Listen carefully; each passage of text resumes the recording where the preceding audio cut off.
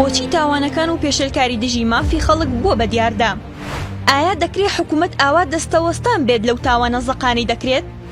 جێبەجێکردنی سزای توند بەسەر تاوانباراندا دەستدرێژیکردن و تاوانەکان سنووردار ناکات؟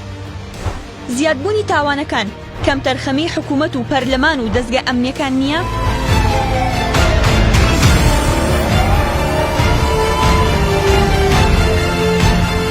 پێشێلکاری ئازادی تاکەکەسی و دەستدرێژیکردنە سەرماف و ژیانی ڕۆژانەی خەڵک لە ناوچە جیاکانی هەرێمی کوردستان بۆ بەدیاردە و ڕۆژانە گوێبیستی ڕووداوی هێرش و پەلامار و هەڵکوتانە سەر خەڵک بەچەک و کوشتن و ڕفاندن و تۆڵەکردنەوەی خوێن و وەرگرتنەوەی ماف بەچەک و چەندین جۆر توند و تویژی تر دەبین.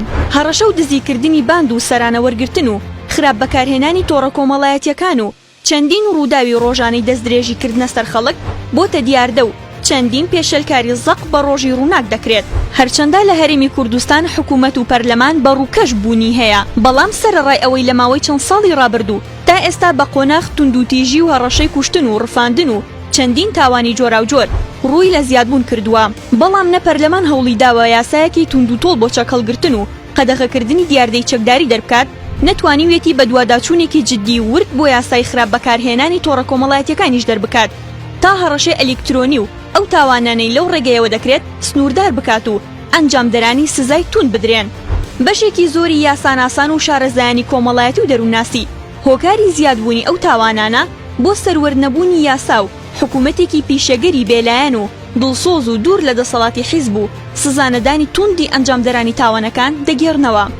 بەشێکی تریش پێیان وایە زۆربەی تاوانەکان شاگرد و دەست و پەیوەندەکانی دەسەڵات بەچەکی مۆڵەتدەر تاوانەکان ئەنجام دەدەن و حیزب و باڵادەستەکانی حیزب بە دەسەڵاتدارەکانیش دەبنا پشت و پەنایان و داڵدەیان دەدەن و بەشێکیشیان ئەگەر بۆ نەپارێزرێ ئاودیوی سنوورەکانیان دەکەن.